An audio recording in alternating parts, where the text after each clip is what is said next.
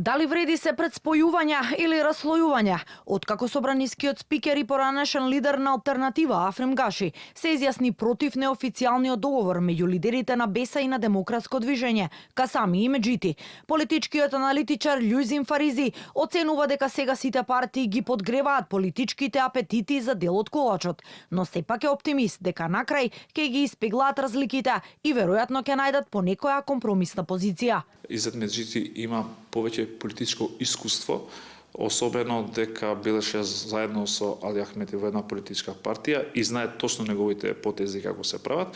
И во овие 2 години се покажува дека е постабилен политичар и мислам дека тој ќе биде политички лидер, односно политички председател во таа политичка партија, а Билал Касами ќе биде председател, односно организационен председател во таа политичка партија, кој повеќе најверојатно ќе разговара со базата. Секој сака да покажува сила во почетокот, но најверојатно тие ќе се согласуваат на крај да биде генерален секретар, да биде од неговата политичка партија. Претпоставувам дека Беким Салим, сегашниот вице-премиер, ќе биде секретар на таа позиција, што ќе биде добра позиција на една политичка партија.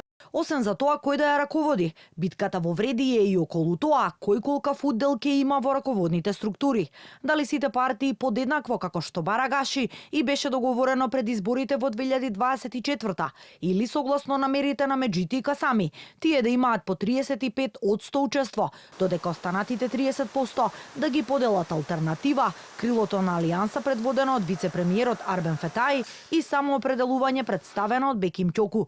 Политичкиот аналитичар Владимир Божиновски е согласен дека спојувањето на вреди нема да оди мазно, но смета дека лидерите треба да бидат свесни, дека подобро е да се обединат отколку да се распаднат како коалиција.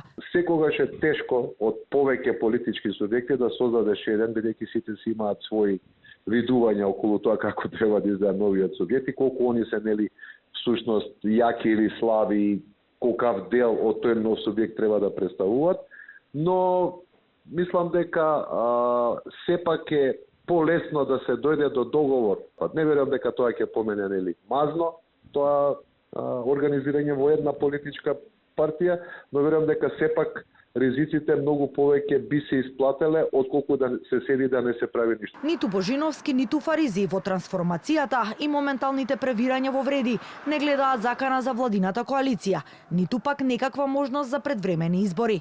ВМРО ДПМН и премиерот Мицкоски според нив имаат стабилно мнозинство. Албанските коалициски партнери како што велат се свесни дека во моментов не им се исплати да ја напуштат власта.